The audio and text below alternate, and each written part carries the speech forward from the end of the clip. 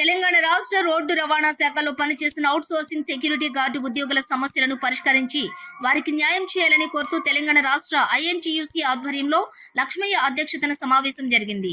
నారాయణగూడలోని INTUC కార్యాలయంలో తెలంగాణ రాష్ట్రంలోని వివిధ జిల్లాల నుంచి ఆర్టీసీలో పనిచేస్తున్న అవుట్ సోర్సింగ్ ఉద్యోగుల సమావేశమయ్యారు. ఆర్గనైజర్ సుధాకర్ నాయకత్వంలో జరిగిన ఈ కార్యక్రమంలో ఆర్టీసీ కార్మిక సంఘాల నాయకులు, ఐఎన్టీయూసీ తెలంగాణ రాష్ట్ర ప్రధాన కార్యదర్శి నాగన్నగౌడ్, రాజిరెడ్డి, మహమ్మద్ అలీ, పద్మ, విజయ్ కుమార్, లక్ష్మయ్య, ఆకుల శ్రీను, ఆటో రాజు, బాలకృష్ణ తదితరుల ఆధ్వర్యంలో ఉద్యోగుల సమస్యలపై చర్చించారు. వివిధ ప్రాంతాల నుంచి వచ్చిన అవుట్ సోర్సింగ్ సెక్యూరిటీ గార్డు ఉద్యోగులు వారు పడుతున్న కష్టాలు, ఏ విధంగా కాంట్రాక్టర్ల చేతుల్లో మోసపోతున్నది వారు వివరించారు. కాంట్రాక్టర్ల వలన తమకు జీతాల్లోని కోత విధిస్తున్నారని, ఉద్యోగ భద్రత ఉండటం లేదని, పని గంటలు ఎక్కువగా చేపించుకుంటూ కాంట్రాక్టర్లు మారినప్పుడల్లా తమకు ఉద్యోగ భద్రత పోతుందని, అధికారులు ఈ విషయాలపై శ్రద్ధ చూపకపోవడంతో కాంట్రాక్టర్లు ఇష్టం వచ్చినట్లు వ్యవహరిస్తున్నారని ఉద్యోగులు నాయకుల ముందు వెల్లడించారు. ఈ సందర్భంగా ఎన్టీయూసీ ప్రధాన కార్యదర్శి నాగన్నగౌడ్ మాట్లాడుతూ, ఈ కార్మిక సమస్యలను వింటుంటే చాలా బాధాకరంగా ఉందని, తమ నాయకుడు సంజీవరెడ్డితో మాట్లాడి ముఖ్యమంత్రి రేవంత్ రెడ్డి దృష్టికి ఈ సమస్యలను తీసుకుని వెళ్లి కార్మికుల యొక్క ఉద్యోగులకు న్యాయం జరిగేలా చేస్తామని, అవుట్ సోర్సింగ్ ఉద్యోగులకు న్యాయం జరిగేలా చేస్తామని హామీ ఇచ్చారు. Security guard, data entry, washing, shipping, traffic guides, ఇట్లా 12 రకాల అవుట్సోర్సింగ్ విభాగాలు ఉన్నాయి. టోటల్ 8 నుంచి 9,000 మంది మధ్య అవుట్సోర్సింగ్ సిబ్బంది ఉంటారు. ఇప్పుడు చెప్పిన దాని ప్రకారం ఘోరమైన విషయం, అవుట్సోర్సింగ్ తీసుకున్న కాంట్రాక్టర్ ₹1,00,000 లంచం తీసుకొని వాళ్ళకు ఉద్యోగాలు ఇస్తుండ్రు. ఆయన ఇచ్చేది 10,000, ఆయన ఉండే సంవత్సరం. అంటే ముందు 1,00,000 ఇచ్చి సంవత్సరం పనిచేస్తే ఆ ₹1,00,000 రాని పరిస్థితులు వాళ్ళకి కల్పిస్తున్నారు. నెక్స్ట్ వచ్చిన కాంట్రాక్టర్ మనం తీసుకోవడం లేదు. దీన్ని తీవ్రంగా ఖండిస్తున్నాం. బట్ వాళ్ళు చేసిన డిమాండ్ ప్రకారం అవుట్సోర్సింగ్ కాంట్రాక్టర్ లేకుండా డైరెక్ట్గా తీసుకొని డైరెక్ట్ బ్యాంకుల జీతాలు ఆర్టీసీలు అని చెప్పి కూడా డిమాండ్ చేస్తున్నాం. సమాన పనికి సమాన వేతనం ఇవ్వాలి. ఒకే పని పక్క వ్యక్తి చేస్తున్నప్పుడు ఈక్వల్ వర్క్ ఇవ్వాలి, అది డిమాండ్ చేస్తున్నాం. అసలు అవుట్సోర్సింగ్ అంటేనే రెగ్యులర్గా పని ఉంటుంది.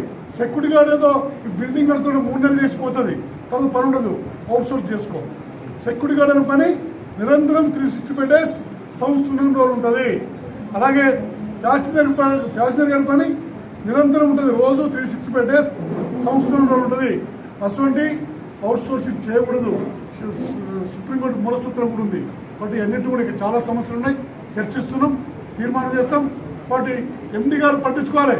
మీరు కార్మిక సమస్యలు కాంట్రాక్టర్ సపోర్ట్ చేయకుండా అవుట్సోర్సింగ్ కార్మికుల సమస్యలు ఏముండవు. 2 విభాగాలు ఉంటాయి. ప్రభుత్వం వైపు తీసుకువెళ్ళి కొన్ని ఉంటాయి, ఎండి దృష్టికి తీసుకువెళ్ళి కొన్ని ఉంటాయి. ప్రభుత్వం దృష్టికి ఐఎన్టీసీ రాష్ట్ర కమిటీ సంజయ్ రెడ్డి గారి నాయకత్వం తీసుకెళ్తుంది. ఎండి దృష్టికి కూర్చున్న తర్వాత మీద కమిటీ చేసి మేము ఎండి దృష్టికి తీసుకుపోయి కొన్ని సమస్యలు లేకుండా పరిష్కరించాల్సిన బాధ్యత మా పైన ఉందని తెలియజేస్తూ, రాబో కాలంలో ఆర్టీసీలో 10 రకాల అవుట్సోర్సింగ్ కాంట్రాక్ట్ సిబ్బంది ఏకమైన విధంగా ప్రయత్నం చేస్తామని తెలియజేస్తుంది. తెలంగాణ రాష్ట్ర స్థాయిలో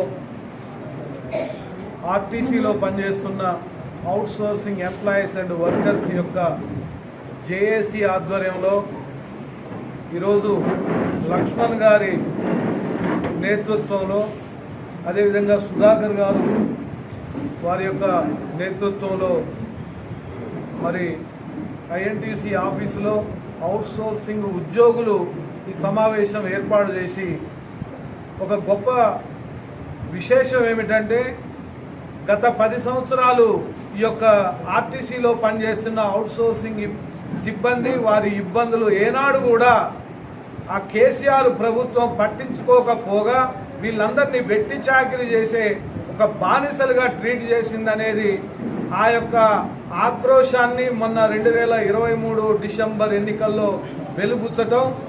మరి దానికి ఈ యొక్క రాష్ట్ర వ్యాప్తంగా పనిచేస్తున్న ఆర్టీసీ అవుట్సోర్సింగ్ ఉద్యోగులందరికీ కూడా ఐఎన్టీయూసీ డాక్టర్ జి సంజీవరెడ్డి గారి పక్షాన ఒకటే మేము విజ్ఞప్తి, వినతి, మేము భరోసా కూడా ఇస్తున్నాం.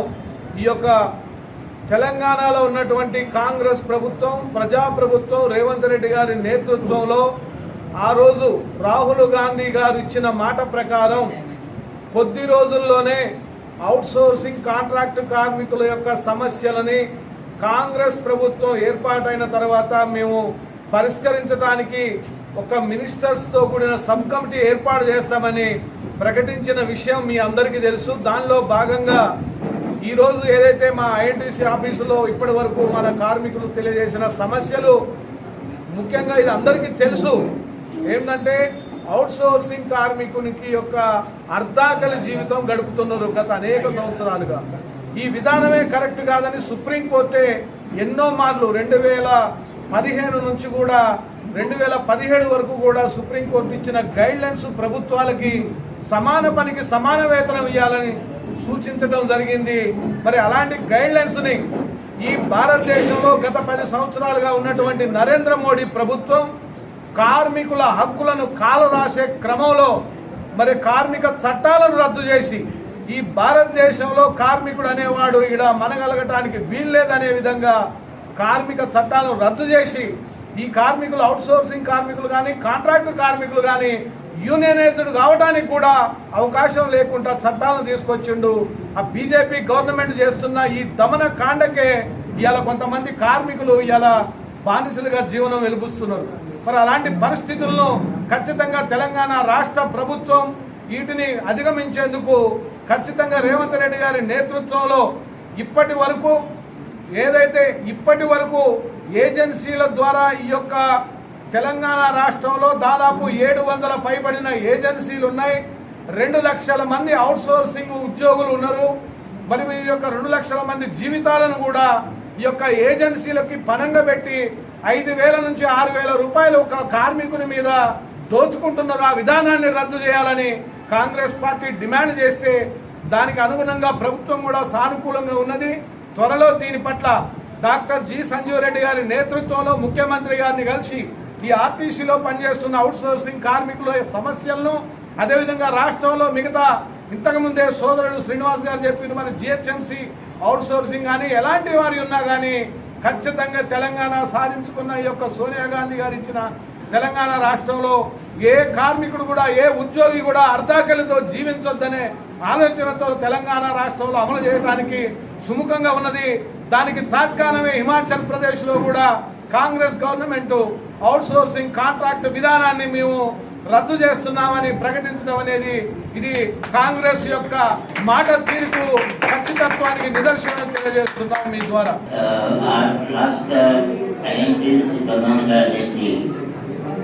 నాగనగౌడ్ గారు, విజయ్ కుమార్ గారు, యాదవ్ గారు, రాజేంద్ర గారు, అభినయన్ గారు, మిగతా నాయకులు సరే అనుకోకుండా నేను కూడా ఈ మీటింగ్కి నన్ను ఆహ్వానించారు. నాగనగౌడ్ గారు ఏదైనా అవుట్సోర్సింగ్ అంటే ఈ అవుట్సోర్సింగ్ పదమే మాట్లాడదాం.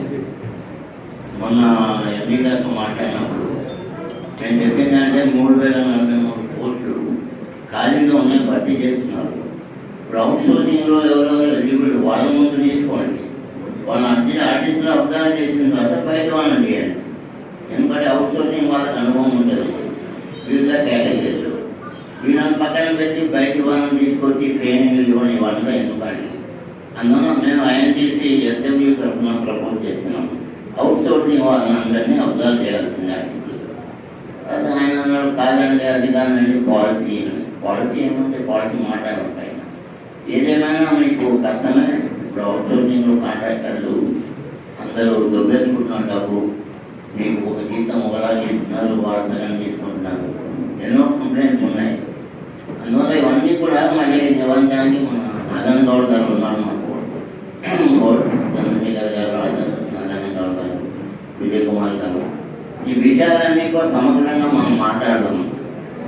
సమస్యలని మాట్లాడి ఏ లెవెల్ ఏ విధంగా మాట్లాడతామో మేనేజ్మెంట్ లెవెల్ ఏమేమి మాట్లాడో ఆర్టిస్టులు పనిచేసేవారు మేనేజ్మెంట్తో మాట్లాడి సత్వరంగా పరిష్కారం చేద్దాం. గవర్నమెంట్ లెవెల్లో ఏముందో అది కూడా వాళ్ళు మాట్లాడతారు. అందువల్ల నేను మీకు అందరికీ హామీ ఇస్తున్నాను. ఏది ఏమైనా ఎస్డబ్ల్యూఐ యూనియన్ మీ వెంబడి ఉంటుంది.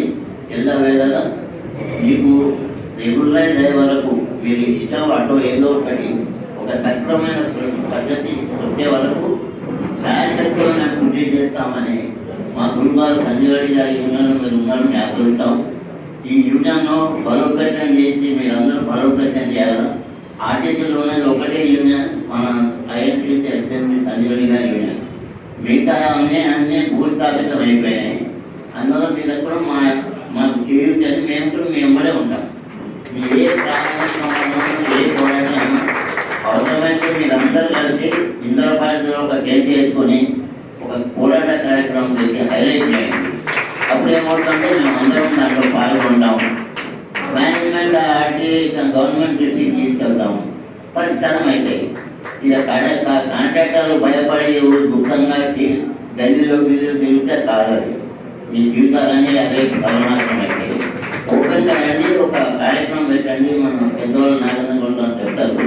ఆ కార్యక్రమంలో అందరం మేము మీకు కోఆపరేట్ చేస్తాం. అంతేగాని మనం మీటింగ్ చేసుకొని మళ్ళీ ఇంకో 10 అమాస పుణ్యం చేస్తే నవ్వదు. నేను నా యొక్క విన్నపం అది. అందువల్ల మీరు వచ్చిన అందరినీ కూడా నేను కృతజ్ఞత చెప్తున్నా. చాలా సంతోషం.